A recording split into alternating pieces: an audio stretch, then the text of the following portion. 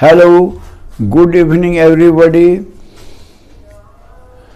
आज हम लोग टॉपिक पढ़ेंगे परमानेंट मैग्नेट्स एंड इलेक्ट्रोमैग्नेट्स। तो परमानेंट मैग्नेट्स क्या होता है?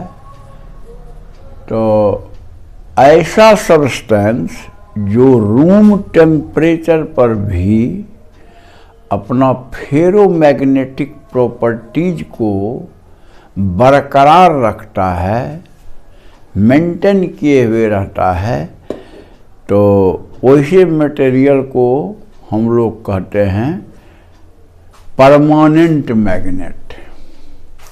तो परमानेंट मैग्नेट बनाने के लिए कोई मटेरियल्स का क्या मतलब जो प्रॉपर्टी होना चाहिए, इस सब पॉइंट को ठीक से याद रखिएगा।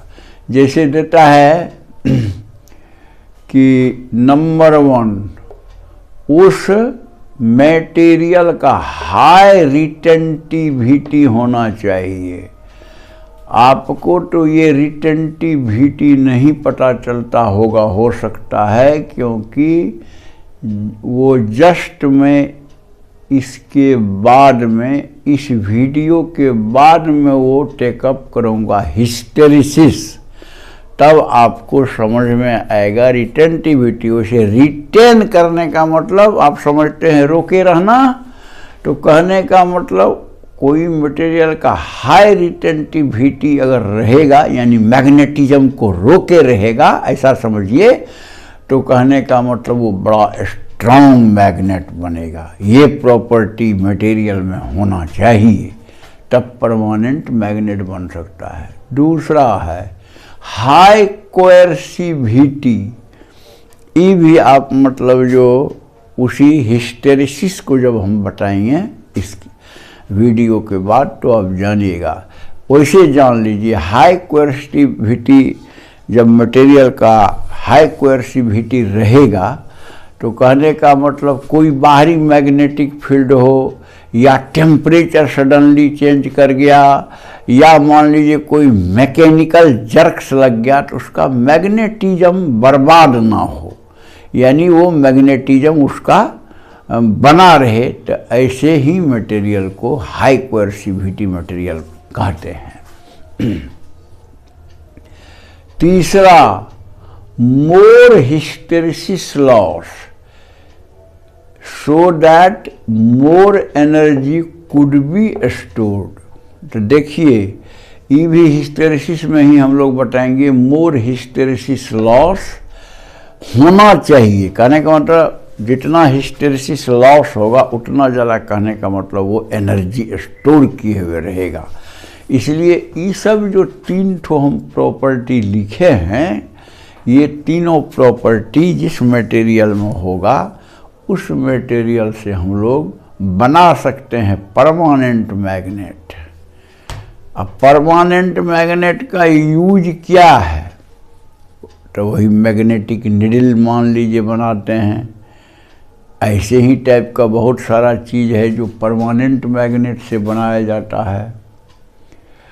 तो कौन मटेरियल इस सब प्रॉपर्टी को रखे हुए है? तो उसमें सबसे सूटेबल है स्टील। तो स्टील से जनरली आपको बनाया जाता है परमानेंट मैग्नेट। हाँ, दूसरा भी मटेरियल सब है, ये सब है आपको एलॉय सब, अल्निको, मान लीजिए aluminium, nickel, cobalt, alnico, cobalt steel, ticonal. ये देखिए, टीन, कोबाल्ट, अल्मुनियम, ये सब मिला करके टिकोनल बनता है। तो ये सब भी एलॉय जो है, और ये कोबाल्ट स्टील जो है, ये सब भी यूज हो सकता है परमानेंट मैग्नेट बनाने के लिए। अब एक पॉइंट है जो आपको बताए कि हिस्टेरिसिस जब पढ़िएगा तब आपको पता चलेगा कि स्टील का रिटेंटिविटी, माने मैग्नेटिज्म को रोकने की शक्ति जो है वो कम है सॉफ्ट आयरन से। हाँ, लेकिन इसका कोएर्सिविटी है सॉफ्ट आयरन से ज़्यादा, इसलिए कंपेंसेट कर जाएगा और परमानेंट मैग्नेट के लिए स्टील ही सूटेबल है, सॉफ्ट आयरन नहीं, क्योंकि सॉफ्ट आयरन में और सब ऐसा प्रॉपर्टी है कि परमानेंट मैग्नेट बन ही नहीं सकता है। सॉफ्ट आयरन से इलेक्ट्रोमैग्नेट्स बनता है। तो मैं समझता हूँ कि परमानेंट मैग्नेट बहुत सिंपल है। परमानेंट मैग्नेट आप समझ गए होंगे। अब इलेक्ट्रोमैग्नेट्स कैसे बनता है? तो मान लीजिए एक सोलेनॉइड है, सोलेनॉइड में करंट डाल दीजिए, बहने दीजिए, और उसके अंदर सॉफ्ट आयरन कोर डाल दीजिए ताकि बहुत ज़्यादा मैग्नेटिक फील्ड हो जाएगा। और वही काम करता है आपको एज इलेक्ट्रोमैग्नेट्स।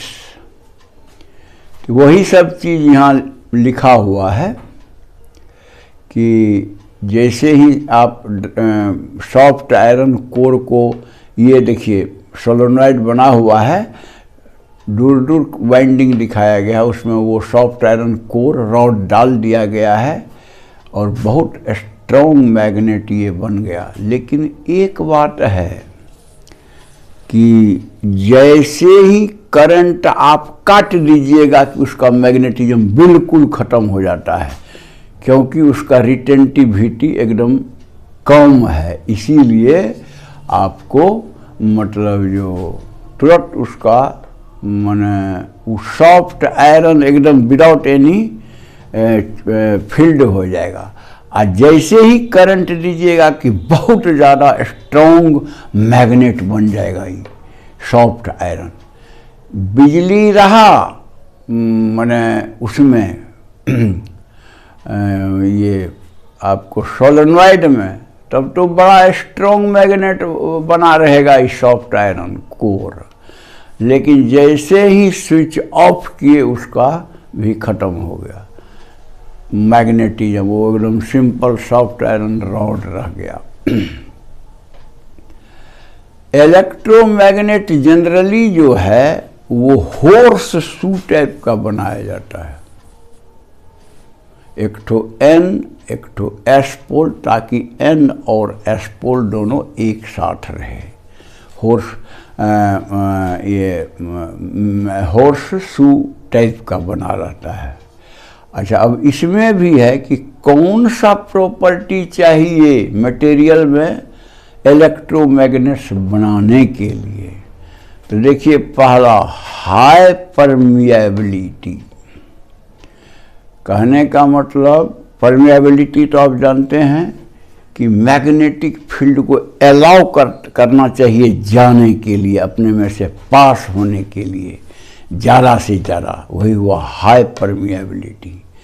दूसरा लो रिटेंटिविटी होना चाहिए। लो रिटेंटिविटी नहीं रहेगा ना, तो आप लाइन काट दीजिएगा, उसमें मैग्नेटिज्म बना हुआ रहेगा, तब काम नहीं होगा। क्या काम है ये बाद में हम बताएंगे, देखिएगा। वहाँ मैग्नेटिज्म ख़त्म होना ज़रूरी है, लाइन ख़त्म होने से लो रिटेंटिविटी ज़रूरी है। High resistivity to lower eddy current losses. अगर कम रेजिस्टिविटी होगा तो बहुत सारा एडी करंट बहने लगेगा, जिसके कारण की लॉस ज़बरदस्त होता है। ये आप आगे के चैप्टर में फैराडे लॉ ऑफ इंडक्शन वाला चैप्टर वगैरह में पढ़िएगा, उसके बारे में, एडी करंट के बारे में। चौथा क्या प्रॉपर्टी होना चाहिए? Narrow hysteresis curve, so that energy dissipated and heating is small.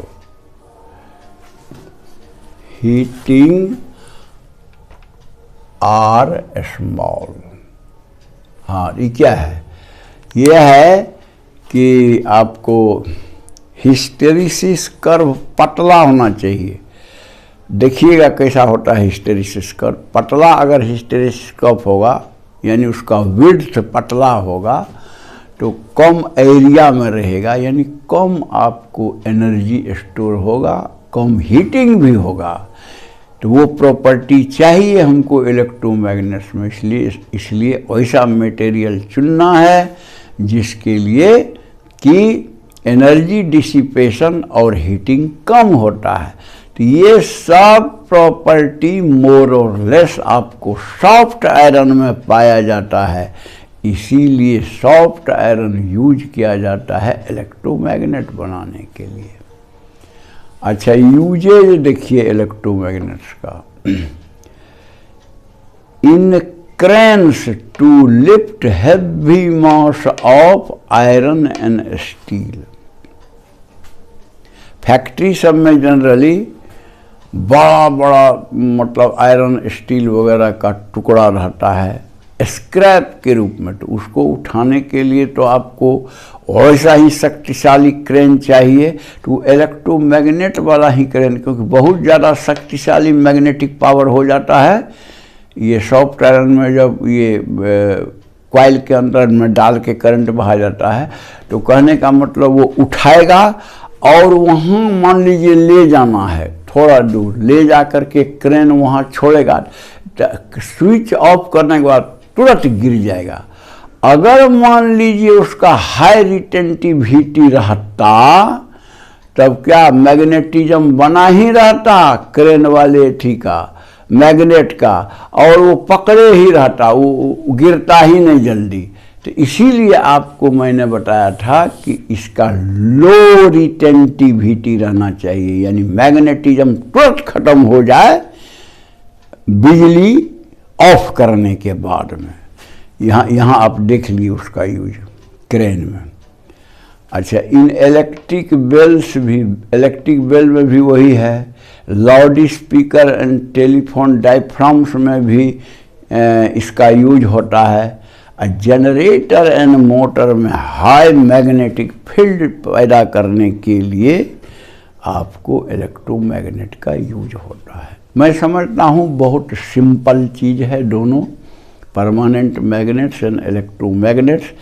आपको जो क्वेश्चन जनरली पूछा जाता है कि क्या प्रॉपर्टी होना चाहिए मटेरियल का जो कि हम परमानेंट मैग्नेट बनाएंगे या इलेक्ट्रोमैग्नेट बनाएंगे, या क्या यूज वगैरह है, ये सब चीज़ को सबको पॉइंट वाइज इसीलिए मैंने लिख दिया, आप उसको ठीक से दिमाग में रखिए।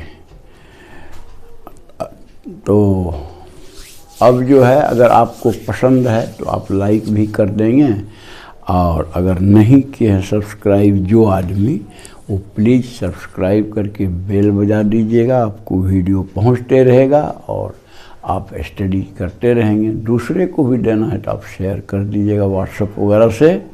That's all, thank you.